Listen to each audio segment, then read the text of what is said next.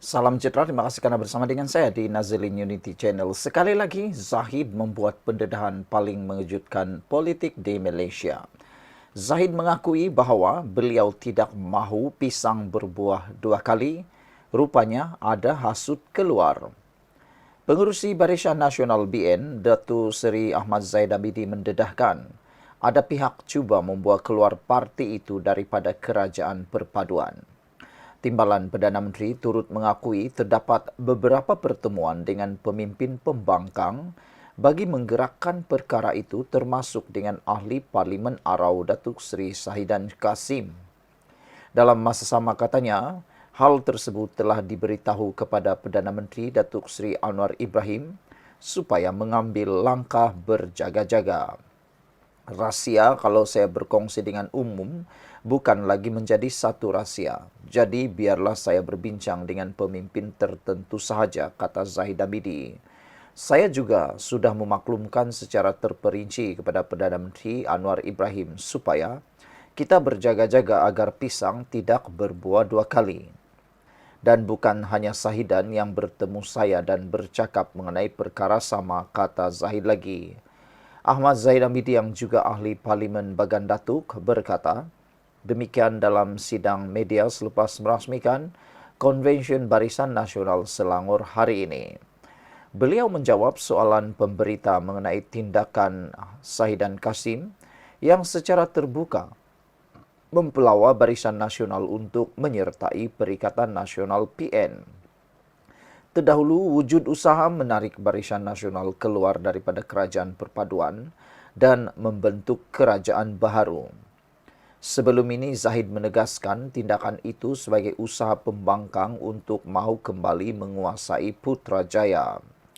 Untuk rekod, kerajaan perpaduan terbentuk pada tahun 2022 terdiri daripada 3 gabungan parti utama dengan jumlah 135 kerusi, masing-masing 82 kerusi dari Pakatan Harapan PH, Barisan Nasional 30 dan GPS Gabungan Parti Sarawak sebanyak 22 kerusi. Saudara, rupa-rupanya selain daripada itu, keadaan keuangan kedudukan bersatu juga sedang tenat. Ibarat dalam keadaan tenat, itulah kedudukan keuangan bersatu sekarang yang didedahkan sempena Perhimpunan Agung Tahunan parti itu hari ini. Bendahari Agung Bersatu Datuk Seri Rina Harun mengesahkan perkara tersebut. Menurutnya, Bersatu kini berdepan kesukaran untuk menjalankan pelbagai aktiviti termasuk pada peringkat akar umbinya. Kedudukan keuangan parti kita kritikal, akaun masih dibekukan dan disita. Saya akan mencari jalan untuk menyelesaikan masalah ini, katanya menyampaikan ucapan penangguhan. Rina berkata pelbagai pendekatan dibuat parti untuk menjana sumber kewangan termasuk menceburi bidang keusahawanan. Keadaan rumah kita ada isu dalaman perlu ditangani. Kalau kita dapat bantu parti dengan keringat kita, sayangnya kita kepada Bersatu akan lebih mendalam, kata Rina Harun. Bila kita memberi, kita akan rasa lebih sayang kepada parti, katanya.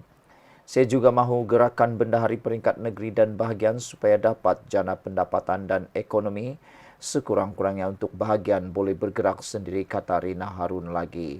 Sekian dulu untuk kali ini. Jangan lupa tinggalkan komen anda. Sila tekan butang subscribe. Jumpa lagi. Bye-bye. Salam sejahtera. Terima kasih kerana bersama dengan saya di Nazilin Unity Channel. Hisamuddin Tun Hussein, Khairi Jamaluddin boleh masuk atau kembali semula kepada UMNO jika tunjuk komitmen seperti Tajuddin. Wow, ini berita baik kalau betul-betul berlaku, iaitu KJ dan Hisamuddin berdamai semula dengan Zahid Hamidi dan akhirnya membentuk kekuatan yang baru.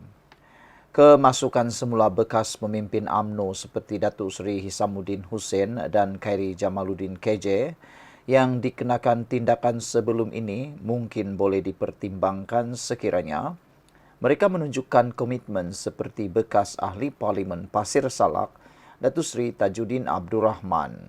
Presiden UMNO Datuk Seri Ahmad Zaid Hamidi berkata, Tajudin yang digantung keahlian selama 6 tahun sebelum ditarik balik pada Isnin lalu, menghantar 4 kali surat rayuan untuk kembali bersama parti. Beliau berkata demikian ketika ditanya sama ada UMNO sedia mempertimbangkan kemasukan semula Hisamuddin yang juga bekas naib Presiden UMNO digantung 6 tahun, Khairi Jamaluddin bekas Ketua Pemuda dipecat sebagai ahli dan bekas Ketua Penerangan Salir Hamdan digantung 6 tahun. Jika ada lain-lain ahli UMNO yang melakukan tindakan sama, sebagaimana yang dibuktikan Tajudin hantar surat rayuan, saya tidak nampak jika ahli-ahli MKT UMNO juga tidak boleh lakukan keputusan sama, katanya lagi. Ahmad Zainawidi berkata demikian selepas merasmikan Konvensyen Barisan Nasional BN Selangor di Pusat Konvensyen Shah Alam SACC di sini hari ini.